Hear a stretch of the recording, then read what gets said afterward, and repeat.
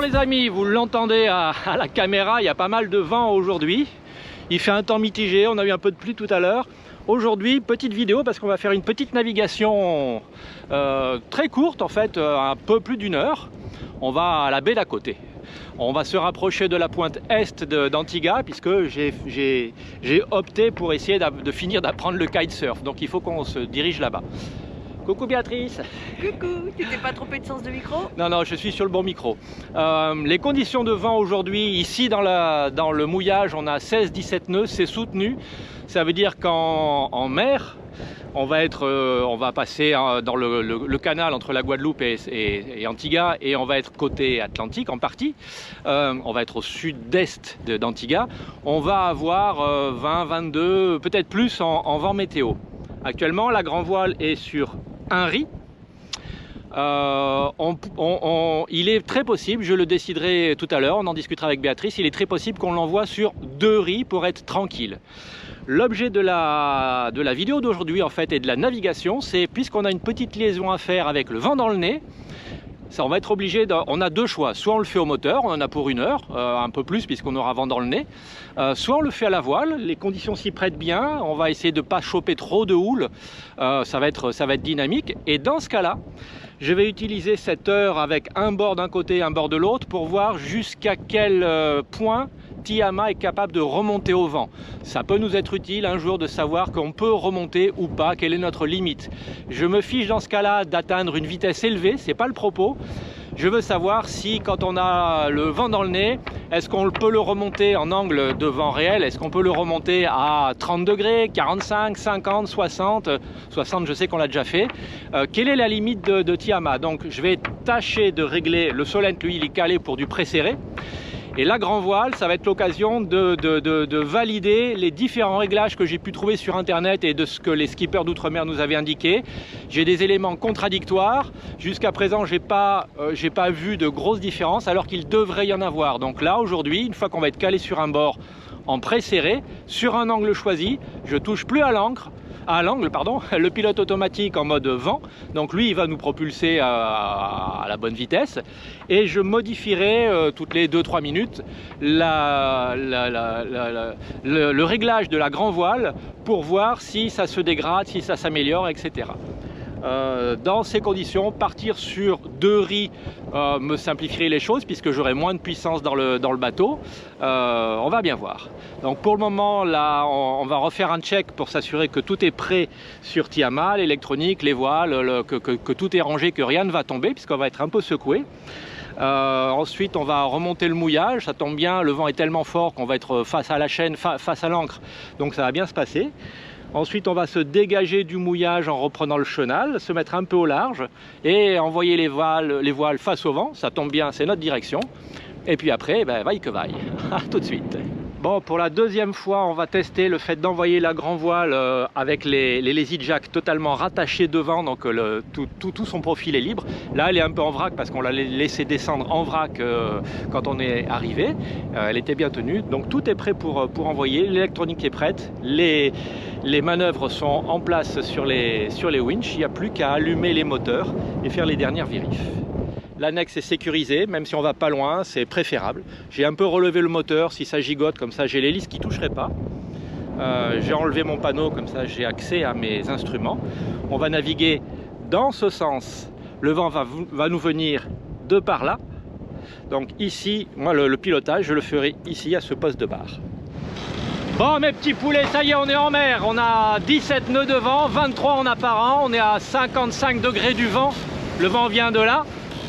Voilà, on est sur un riz finalement, j'ai pas mis 2 et un riz. En fait on pourrait naviguer voile haute ici dans ces conditions. On a 2 mètres de creux de houle, ça secoue pas mal. Voilà, on a un train de houle qui arrive. Je vais changer l'angle de vision de la caméra, vous verrez peut-être mieux.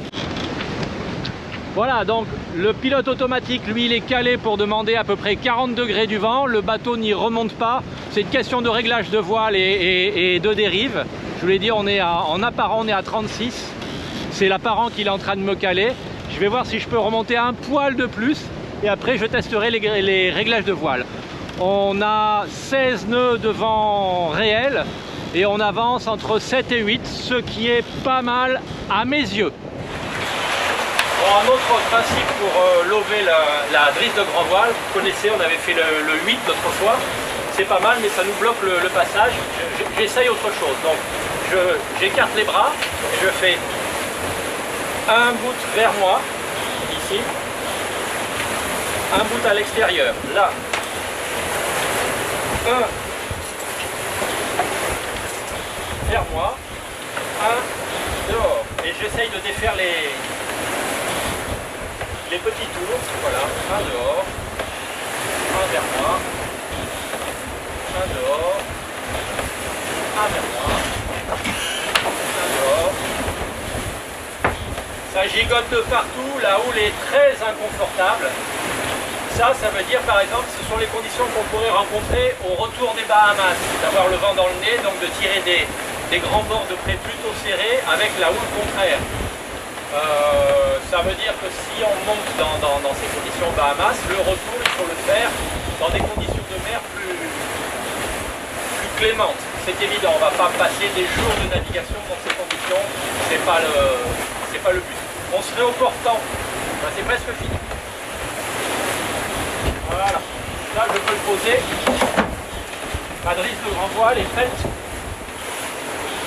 pour ce morceau-là qui m'embête, qui vient de on ne sait pas où. Voilà, c'est lui. Ma drisse de grand voile est prête pour pouvoir affaler la grand voile sans faire de... Oui, je disais donc, ces conditions de navigation, elles sont bonnes pour l'exercice. Il est difficile de tenir la caméra.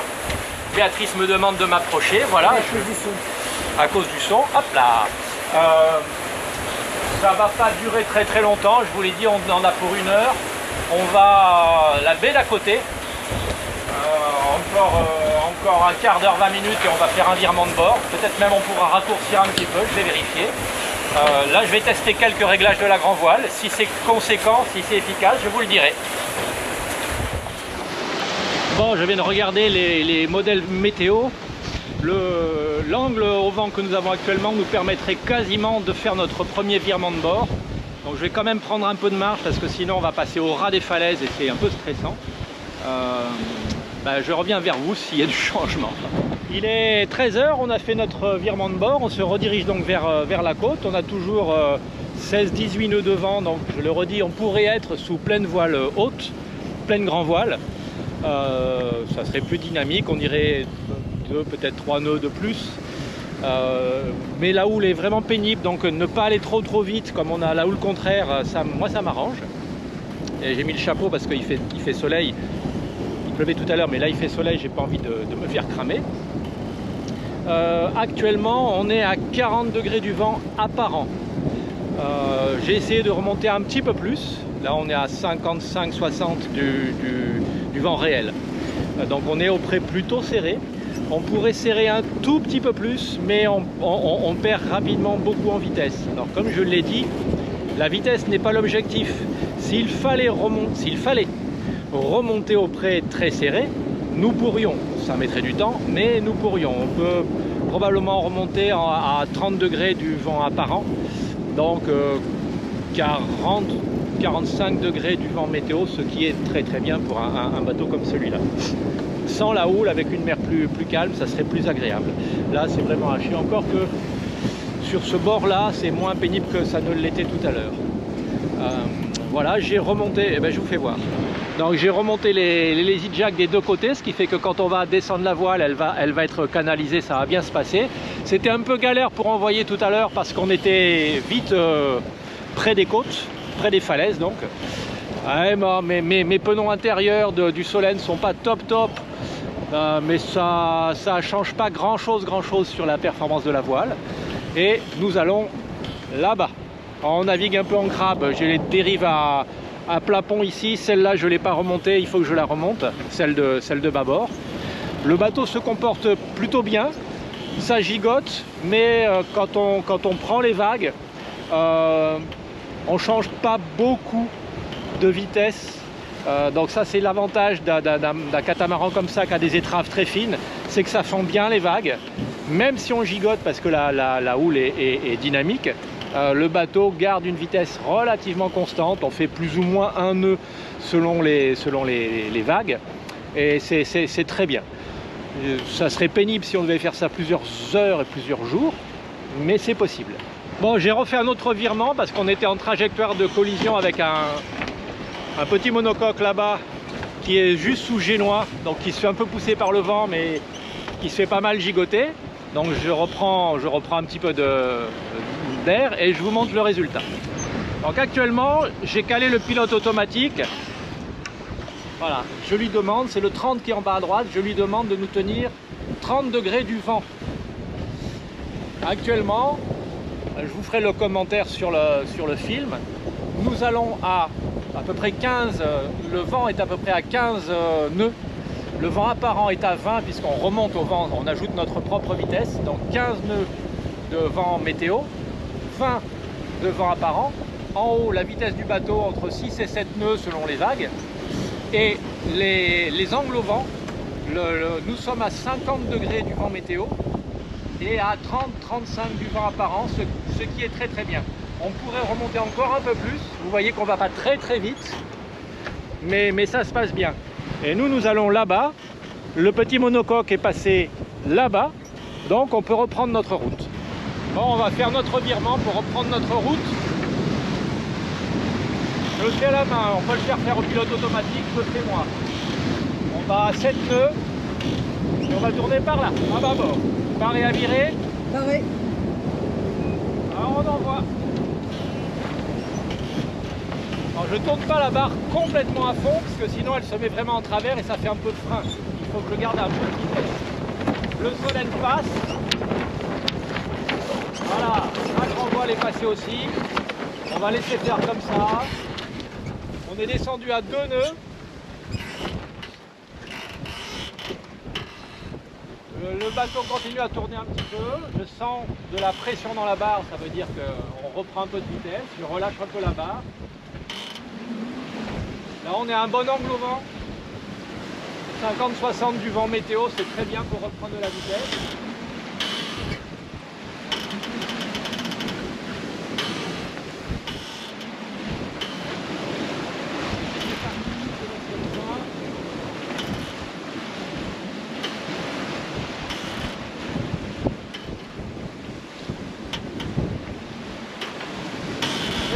On va se diriger par là, avec la dérive, puisque le vent nous pousse vers bâbord.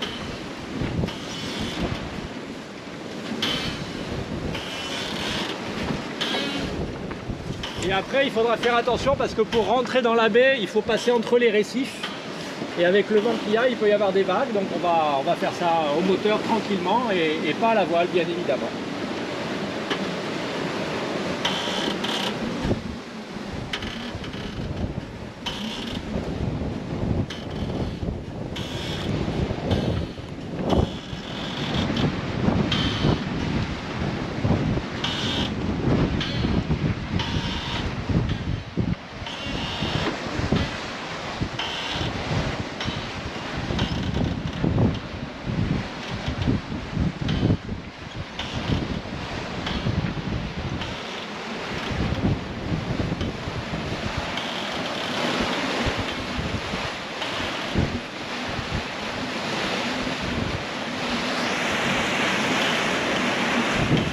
C'est la première fois qu'on rentre dans une passe. Ah, Béatrice enlève les écouteurs parce que je parle fort puisque c'est le micro arrière de la caméra qui prend.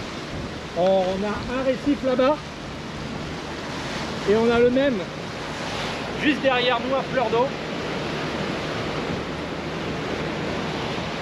Là on est dans 5 mètres de fond. Il y a 10 minutes on était dans 40. On est remonté de 40 à 20 en 20 mètres, 10 mètres. Et on rentre dans la baie de Willoughby, une immense baie. Il n'y a pas un bateau au mouillage, mais parce que c'est une baie de, il n'y a pas de commerce, il n'y a rien. Donc c'est une baie de passage. Et nous on va essayer d'aller se mettre au mouillage quelque part sur tribord, là sur notre droite, pour être un petit peu plus à l'abri de la houle et du vent. Et on va y passer une nuit seulement. Et normalement on sera bien. Seul au monde. Seul au monde. Enfin, mis à part quelques maisons, mais pas un bateau. Bon, on a eu quelques embruns, hein. On le voit sur les protections vitrées. Il y a eu de la pluie, enfin de la pluie, des embruns. Donc voilà, le bateau va être bon à étrincer après, un petit coup de rinçage, parce qu'on a eu quelques paquets de mer. Donc, Willoughby, on est passé, il faut éviter les taches vertes, c'est là où le récif est affleurant. Donc on est passé au milieu, et là on se dirige par là, vers William Pont, ou un peu plus au fond. 11 mètres de profondeur, donc on peut se rapprocher de la rive. Ça y est, après cette heure et demie, 2 heures de navigation un peu tonique, nous voilà au mouillage à Willoughby Bay. Je vous montre l'endroit, c'est très étonnant. Enfin, étonnant, en même temps, c'est des endroits comme ça qu'on cherche. Bien, on est mouillé sur 5 mètres de fond. A priori, c'est un fond de sable, mais je vais aller vérifier. Hein, vous connaissez le truc, on va toujours vérifier son mouillage. On a les récifs au large, là, à 1 km, 1,5 km devant, et on est rentré par là-bas. Et il y a l'autre récif là-bas, il y a des vagues qui déferlent dessus. On ira voir si on peut mettre l'annexe à l'eau et aller se baigner quelque part par là, trouver quelques patates de corail et quelques poissons. Sinon, au niveau voisinage, il n'y a rien. Rien. Un resort probablement, un petit hôtel, enfin un bel hôtel. Rien.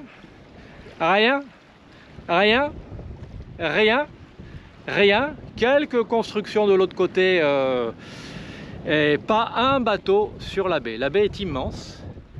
On va y passer une seule nuit, hein, je vous l'ai dit, mais on devrait y être bien. Voilà, il est temps de ranger les choses et puis de boire un petit coup parce que ça donne soif tout ça. Ma conclusion du jour au niveau navigation, c'est que, je l'ai dit tout à l'heure, je le redis, c'est la conclusion, hein, Tiama est capable de remonter à 30 degrés du vent apparent, on va dire 40-45 degrés du vent météo. Il peut peut-être faire mieux si je sacrifie vraiment la vitesse et que je règle très bien mes voiles et qu'on n'a pas la houle contraire comme on l'avait ici qui est un petit peu préjudiciable. Donc avec un tout petit peu moins de vent, j'aurais été, enfin normalement j'aurais pu être pleine grand voile et on aurait pu remonter un tout petit peu plus au vent.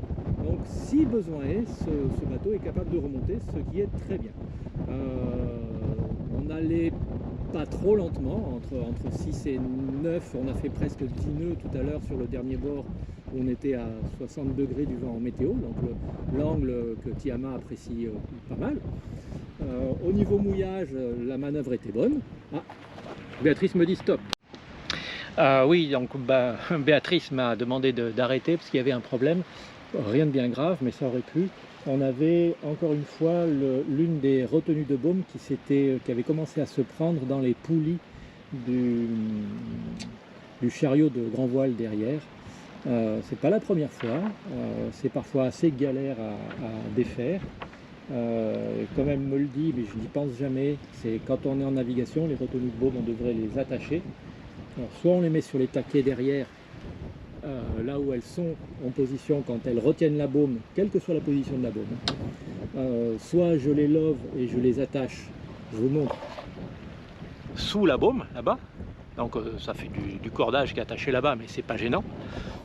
Mais le fait qu'elles pendouillent comme elles le font actuellement, là, je vous fais voir. Hein. Ah, c'est ça. Ça s'est pris dans les poulies là-bas. Alors parfois dans ces poulies se prennent les sangles qui tiennent l'annexe. Enfin, c'est un peu le bazar. Donc il faut que je pense à attacher tout ça et à sécuriser tout ça. Il y a pas mal d'endroits où les cordages peuvent se coincer. J'en ai eu qui se sont coincés en pied de mât. J'ai eu les sangles de prise de riz qui se sont enquillées dans les poulies de l'écoute de grand voile. Enfin, ce bateau est vraiment super, mais il y a des endroits pour lesquels les choses sont pas top au niveau ergonomie. Donc les retenues de baume, il va falloir que je pense à trouver quelque chose ou un aide-mémoire pour qu'on n'ait plus ce genre de soucis. Donc une belle navigation, on a de nouveau du beau temps, le mauvais temps est passé, il fait beau, il y a du vent mais on n'a pas la houle ici. C'est bien parce que c'est le récif qui nous protège Le vent, lui, en soi, il n'est pas gênant. Et demain, on reprend la route, on reprend la mer. Pareil, on va avoir 1h30, 2 heures de navigation. Je ne sais pas encore dans quelles conditions. Et on s'arrêtera, on sera un petit peu plus à l'abri du vent et de la houle. Et ça nous fera un petit cabotage de plus. Bye bye. Ah, pas demain, mais presque.